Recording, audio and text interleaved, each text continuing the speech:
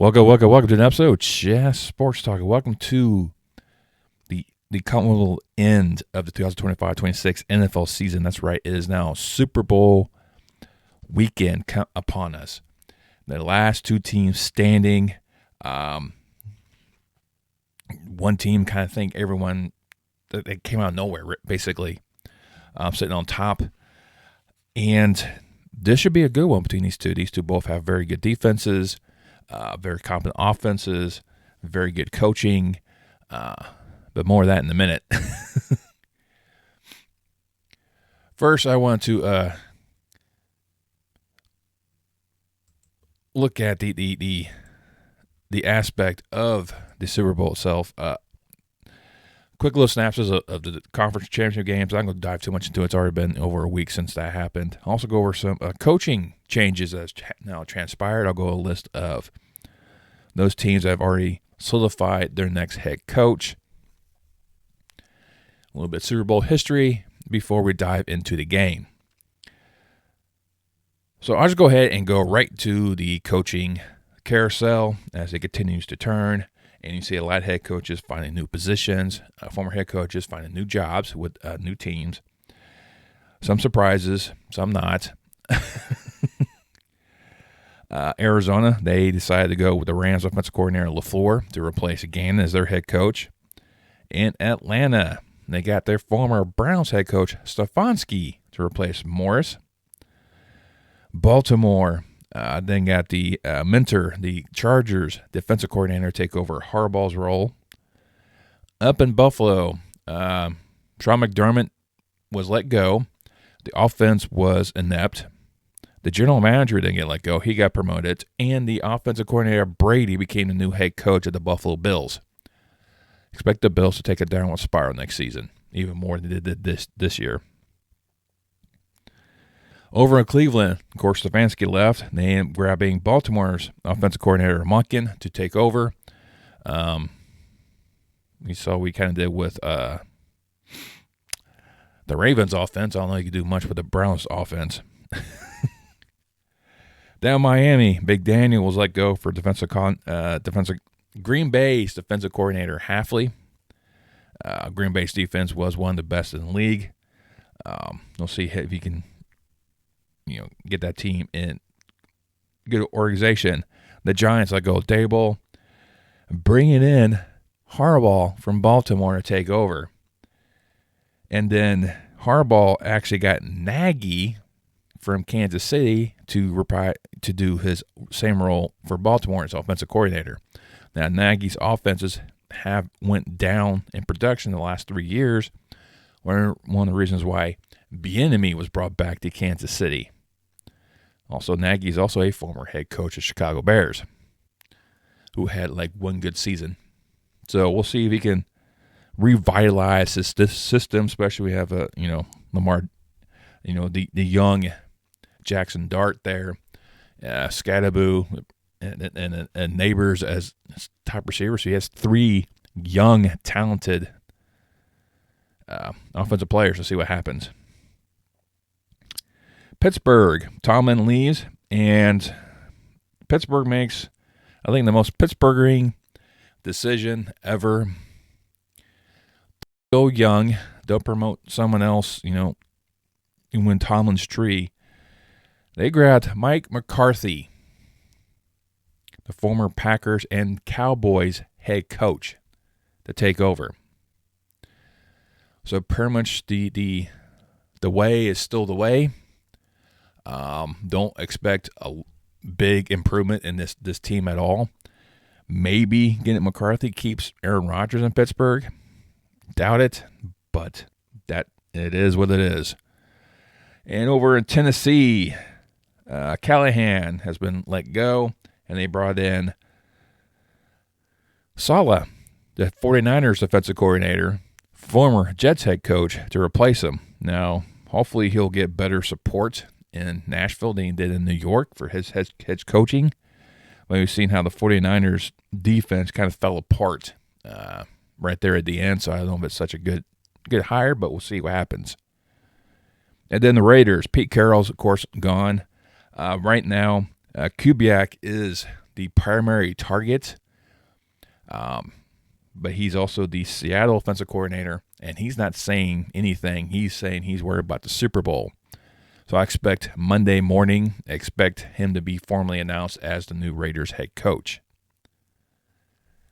Well, those are some of the changes with the head coaching position. So we'll see how some of these teams kind of maybe get better, maybe not. We'll see. Well, I think the Giants might become divisional champs next season. I'm just throwing that one out there now. But, like I said, those are the coaching changes last week. Conference championship games went exactly as I predicted. If Bo Nix went for Denver, I think Denver could have had that game. Stidham had one good drive, and that was it. But if Bo Nix was in there, I think the Broncos would have beaten them. I'm just going to throw that one out there. I think that's the reason why I picked New England is because Bo Nix was out. And Seattle and the Rams had a great showdown last week. I mean, when those two get together, it's a very good showing, especially this season. And we have two competing quarterbacks, two competing coaches that are young in their standings pretty much. Sam Darnold is shedding his moniker of a bust in the draft because he spent so many years, in his younger years, with the Jets organization that just ruined him. And he bounced around between a couple teams. But that year he spent in Minnesota and then having that magical run, because he's only there for a backup, took over and ran with it and create a viable Vikings team last year that went to the playoffs, only to lose to the Rams.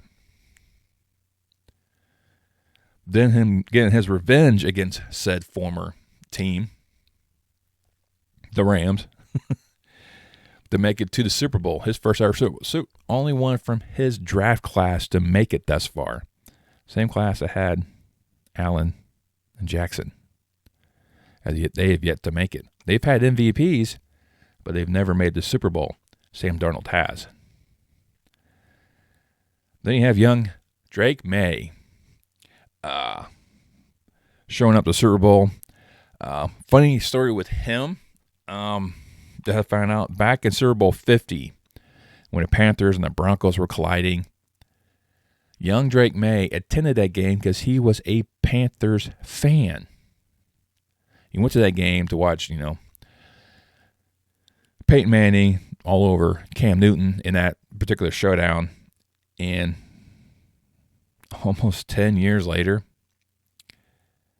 he is back in that same position. He is now the starting quarterback for one of the teams heading and playing in the Super Bowl.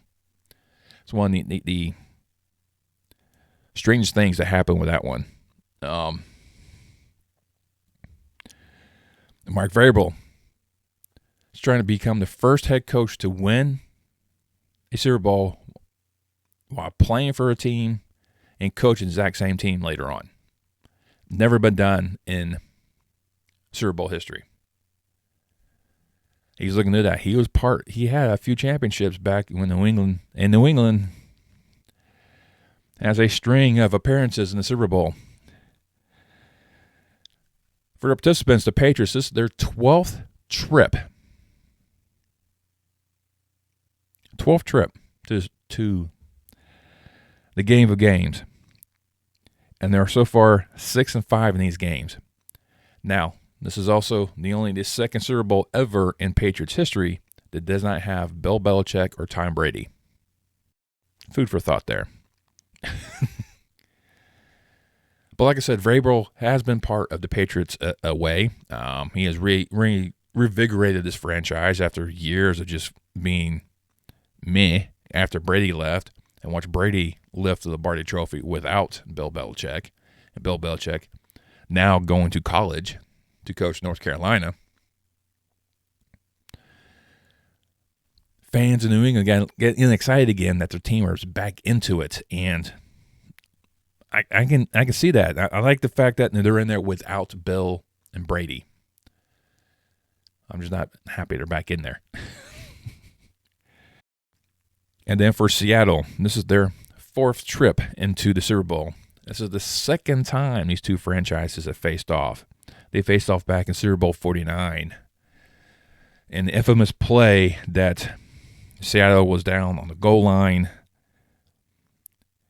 They had Marshawn Lynch in there. They could have gave him the ball and have him muscle his way into the end zone. Instead, Carroll called for a pass from Russell Wilson and again intercepted at the goal line, sealing the game for the Patriots and stopping Seattle's bid to win back-to-back Super Bowls.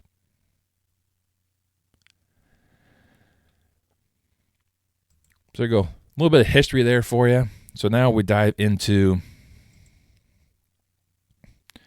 this aspect of the upcoming showdown between these two franchises. Both of them doing extremely well, like I said.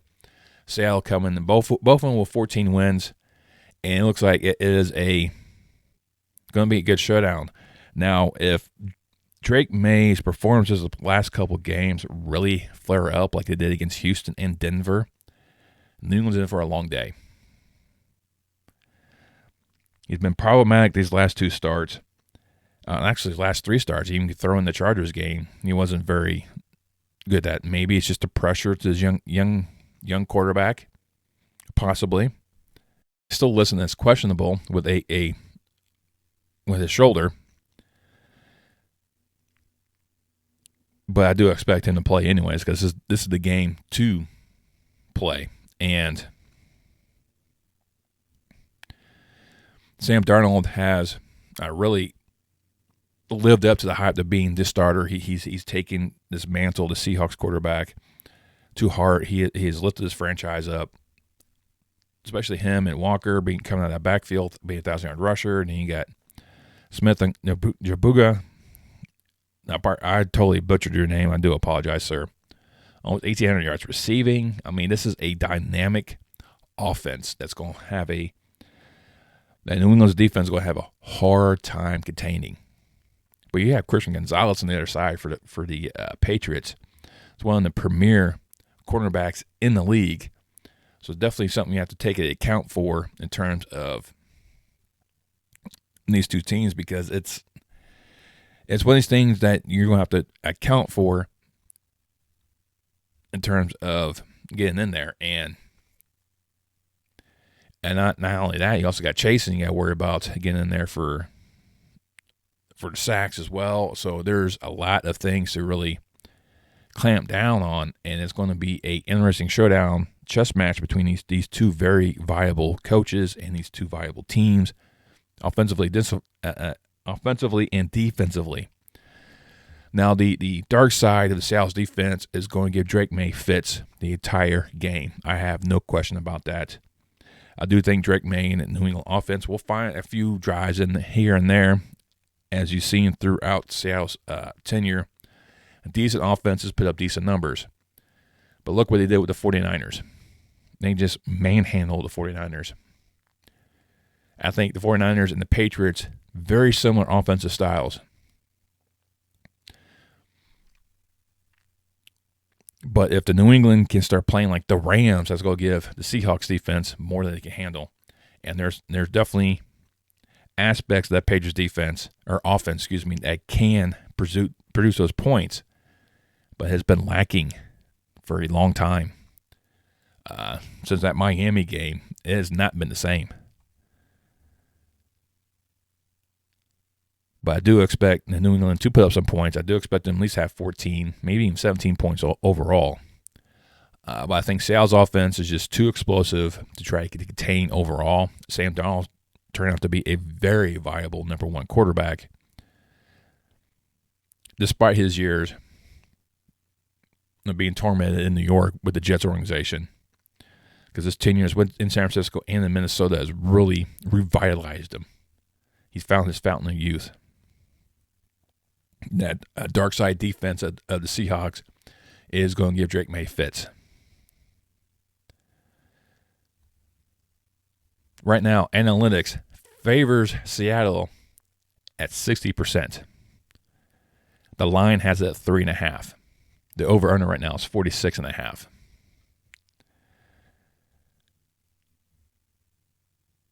I think it's going to be a very good game between these two. Now, I think New England should probably get 17, might be a bit much for them. I do think that Seattle's at least going to get like 28, 31 points. I think it's going to be a decent game between these two. I have a feeling New England will probably be up maybe early until Seattle's team finally, get some things in place. Get out of a slow start offensively and start, finding the loopholes in that Patriots defense. Once that happens, the floodgates open. I do think Seattle's defense will probably score first over Seattle's offense. So I do think it's probably going to be like a 14-10 halftime, and that's when things are going to just go open up for the Seattle in the second half. And I'm taking the game, 31-17. I don't normally give out scores, and I'm scary to think if that's going to be a possibility for this game. But like I said, I like the fact that Seattle could actually win this game. Like I said, Seattle chances this one. I think New England's a very good team. I do think they will be back late very soon. But I think this is Seattle's chance to, top it off, go 2-2 in the Super Bowl, lift another trophy, make this Puget Sound happy again, and there you go. I don't know. Those are my picks. Let me know what you think. So far this playoff, I've been 10-2 overall, so I'm a lot more right than wrong so far this postseason. Very, very, very rarely happens. Let me know what you think of my picks. Let's make some comments below. More interactive, better boost the YouTube algorithm. The almighty YouTube algorithm you must pay homage to ensure our frontal cortex is overloaded with sensations and endorphin-induced responses. Either it's an old man talking about football with just random things in the background that covers the whole right range of things I got, or just watching cats versus dogs on the internet. If you like this video, hit that thumbs up. Greatly appreciated. You want to further support this channel, the more support I get, the better it helps me provide more entertainment value for you. Very cost effective, $0. You know what to do is smash that subscribe button, click the bell icon, and turn notifications next time I post any more content on my channel. And I'll see you next time on Chat Sports Talk.